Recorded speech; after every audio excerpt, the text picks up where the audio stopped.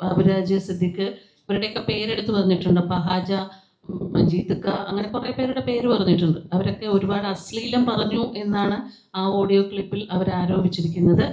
അങ്ങനെ അശ്ലീലം ഒന്നും പറഞ്ഞിട്ട് അവർ വന്നപ്പോൾ മുതൽ അവരെ കേൾക്കാൻ ഞങ്ങൾ സ്ത്രീകൾ തയ്യാറായിരുന്നു. സ്ത്രീകൾ മുൻപിൽ നിന്ന് തന്നെ ശ്വേത എന്നെ ഉൾപ്പെടെ കുറച്ച് പേരെ കോണ്ടാക്ട് ചെയ്തിട്ടുണ്ടായിരുന്നു ജനറൽ ബോഡിക്ക് മുൻപ്.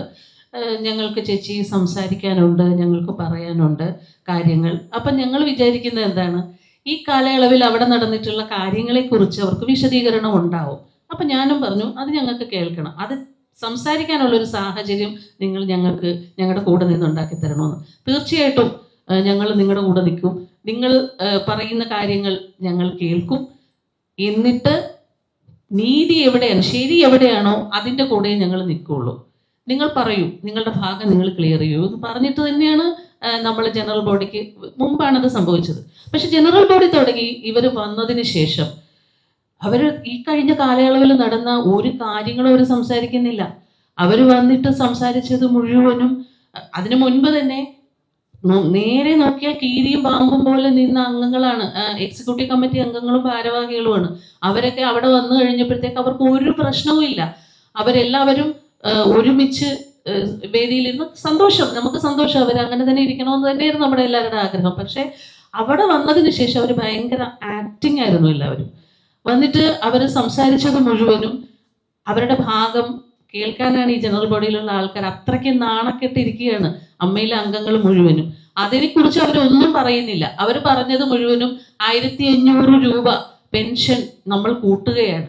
ഈ 1500 രൂപ അല്ല, കഴിഞ്ഞ കമ്മിറ്റി 5000 കൂട്ടാനിരുന്നതാണ്. കഴിഞ്ഞ കമ്മിറ്റി ഇല്ലേ, അൻസിബൊക്കെ ഉള്ള കമ്മിറ്റി, സിദ്ദിഖൊക്കെ ഉള്ളത് 5000 കൂട്ടാനിരുന്നതാണ്. പക്ഷെ ഇവർ 1500 രൂപ കൂട്ടിത്തരാൻ പോവുകയാണ്. അതും പുറത്തു നിന്നുള്ളൊരു സ്പോൺസറെ കൊണ്ടാണ് അത് കൂട്ടിക്കുന്നത്. അത് കൂടാതെ തന്നെ 4 ദിവസം തായ്ലൻഡിൽ പോകുന്നു. അത്തരം കാര്യങ്ങളാണ് പറഞ്ഞുകൊണ്ടിരിക്കുന്നത്. അതിങ്ങനെ പറഞ്ഞു. അത് കഴിഞ്ഞ് കണക്ക് ശരിയല്ലാത്തൊരു കണക്ക്. അതിനു മുമ്പ് ഇവരുടെ കയ്യിൽ നിന്ന് കണക്കിന്റെ ഒരു പേജ് ലീക്കായിട്ടുണ്ട്. അതിൽ 60 ലക്ഷത്തിന് മേലെ കണക്കില്ലാതെ വന്നിട്ടുണ്ട്. അതിനെക്കുറിച്ചൊക്കെ ബാബുരാജ് പറഞ്ഞതാണ്. അത് കാണിച്ചു കൊടുത്തിട്ടുണ്ടായിരുന്നു ബാബുരാജ്. അപ്പോഴാണ് നമ്മളെല്ലാവരും അറിയുന്നത് ഇങ്ങനെ ഒരു കണക്ക് തെറ്റി ബാബുവിന്റെ വാട്സപ്പിൽ സെക്രട്ടറിയുടെ ഭാഗത്തുനിന്ന് വന്നിട്ടുണ്ടെന്ന്. അത് കഴിഞ്ഞ് ചാർട്ടേഡ് അക്കൗണ്ടിനെ വിളിച്ചു. നമുക്ക് തന്നിരിക്കുന്ന പ്രിന്റ് ചെയ്ത് തന്ന കണക്ക് വേറെ, അവർ വായിച്ച കണക്ക് വേറെ. അപ്പോൾ അതൊക്കെ കൺഫ്യൂഷൻ ഉണ്ടായി. അവിടെ മൊത്തത്തിൽ എല്ലാവരും ചോദ്യം ചെയ്യാൻ തുടങ്ങി. അംഗങ്ങളാണ്. മൈക്ക് അവിടെ ആർക്കും തന്നില്ല. ഈ ജനറൽ ബോഡി നടത്തിയത് സംഘാടകരെന്ന് പറയുന്നത് ഈ എക്സിക്യൂട്ടീവ് കമ്മിറ്റിയാണ്. ആ എക്സിക്യൂട്ടീവ് കമ്മിറ്റി മൈക്ക് മാറ്റി വെച്ചിട്ട് ഇതുപോലുള്ള കോഡ്ലെസ് മൈക്ക് ഓരോരുത്തരും ചോദ്യം ചോദിക്കുമ്പോൾ ശരിക്കും പറഞ്ഞ വേദിയിൽ അങ്ങ് ദൂരെ ഇരുന്ന് ചോദിക്കുന്ന ആൾക്കാർ ഉറക്കെ തന്നെ സംസാരിക്കാനേ പറ്റുള്ളൂ. കാരണം മൈക്ക് കൊടുക്ക്, മൈക്ക് എവിടെയെന്ന് ഞങ്ങൾ എല്ലാവരും ചോദിക്കുന്നു. കേട്ടോ, മൈക്കൊന്നും കൊടുക്കുക അവർ ചോദിക്കുന്നത്. മൈക്ക് തരുന്നില്ലായിരുന്നു. ആകെ അനൂപ് ചന്ദ്രന്റെ കയ്യിൽ മാത്രം ഒരു മൈക്ക് കൊടുത്തിട്ട് അനൂപ് ചന്ദ്രൻ സൈഡിൽ ഇങ്ങനെ നിൽക്കുകയാണ്. അപ്പോൾ ഇവർ ചോദിക്കുന്ന ചോദ്യങ്ങൾക്കൊന്നും മറുപടി പറയാതെ ബാബുരാജിനെ കുറിച്ച് കുറെ ആരോപണങ്ങൾ വന്നു. അപ്പോൾ ബാബുരാജ് സംസാരിക്കാൻ സമയം കൊടുക്കുന്നില്ല, മറുപടി പറയാൻ സമയം കൊടുക്കുന്നില്ല. ഈ സമയം മുഴുവനും ലാലേട്ടൻ മുൻപിൽ തന്നെ ഇരിക്കുകയാണ്. ലാലേട്ടൻ ഇതെല്ലാം കണ്ടോണ്ടും കേട്ടോണ്ടും ഇരിക്കുകയാണ്.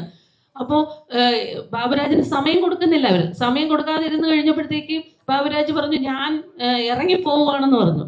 അപ്പോൾ ബാബുരാജ് എഴുന്നേറ്റ് വന്നപ്പോൾ വളരെ ഷൗട്ട് ചെയ്തുകൊണ്ടാണ് പ്രസിഡന്റ് അവിടെ നിന്നിട്ട് എന്താ പറയാ, എനിക്ക് ആ ഭാഷ ഇവിടെ ഉപയോഗിക്കാൻ പറ്റത്തില്ല. പച്ച മലയാളത്തിൽ പറഞ്ഞാൽ ആ ഭാഷ ഇരിക്കട അവിടെ എന്ന് പറയുന്നത് പോലെ, ഞാനാണ് പ്രസിഡന്റ്, ഞാൻ പറയുന്നത് കേൾക്കണം, ഞാൻ ഇവിടെ പറയുന്നത് കഴിഞ്ഞിട്ട് മതി. അപ്പൊ പറഞ്ഞു ബാബുരാജ് അങ്ങനെയാണെങ്കിൽ ഞാൻ ഇവിടെ നിന്ന് ഇറങ്ങിപ്പോവുകയാണെന്ന് പറഞ്ഞപ്പോൾ ഇവർ പറഞ്ഞത് അങ്ങനെയാണെങ്കിൽ ഇറങ്ങിപ്പോയപ്പോ പുറത്ത് വണ്ടി കിടപ്പുണ്ട് എന്ന് വരെ പറഞ്ഞു അവര്. അതുപോലെ ആർക്കും സംസാരിക്കാൻ, അവർക്ക് സൈഡിൽ നിന്ന് സംസാരിക്കുന്നവരെ നേരത്തെ പ്ലാൻ ചെയ്ത് വെച്ചിട്ടുണ്ടായിരുന്നു. അവരെ കൊണ്ട് മാത്രമാണ് സംസാരിപ്പിച്ചുകൊണ്ടിരുന്നത്. അപ്പൊ ഞങ്ങൾക്ക് സംശയങ്ങളുണ്ടായി. ഓരോ കാര്യങ്ങൾക്ക് ഞങ്ങൾക്ക് കേൾക്കേണ്ട കാര്യങ്ങൾ ഇതല്ല. മല്ലിക ചേച്ചി ഉൾപ്പെടെ അവിടെ നിന്ന് ഒച്ച മൈക്കില്ല ആ ചേച്ചിക്ക് ഒരു മൈക്ക് കൊടുക്കുമെന്ന് ഞാൻ എത്രയോ പ്രാവശ്യം വിളിച്ചു വന്നാൽ മല്ലിക ചേച്ചിക്ക് ഒരു മൈക്ക് കൊടുക്കുക, ചേച്ചി പറയുന്നത് കേൾക്കാൻ പറ്റുന്നില്ല. അങ്ങനെ എങ്ങനെയോ ഒരു മൈക്ക് കൊടുത്തു. എക്സിക്യൂട്ടീവ് കമ്മിറ്റിയിലുള്ള സന്തോഷ് കീഴാറ്റൂരിനെ ഞങ്ങൾ വിളിച്ചു വെച്ചു, നിങ്ങൾ ആ മൈക്ക് അവിടെ പോയി. തുടക്കത്തിൽ മൈക്ക് ഉണ്ടായിരുന്നു, പിന്നെ ഇവർ മൈക്ക് മാറ്റിയതാണ്. ഞങ്ങൾ ആരുമല്ല മൈക്ക് മാറ്റിയത്.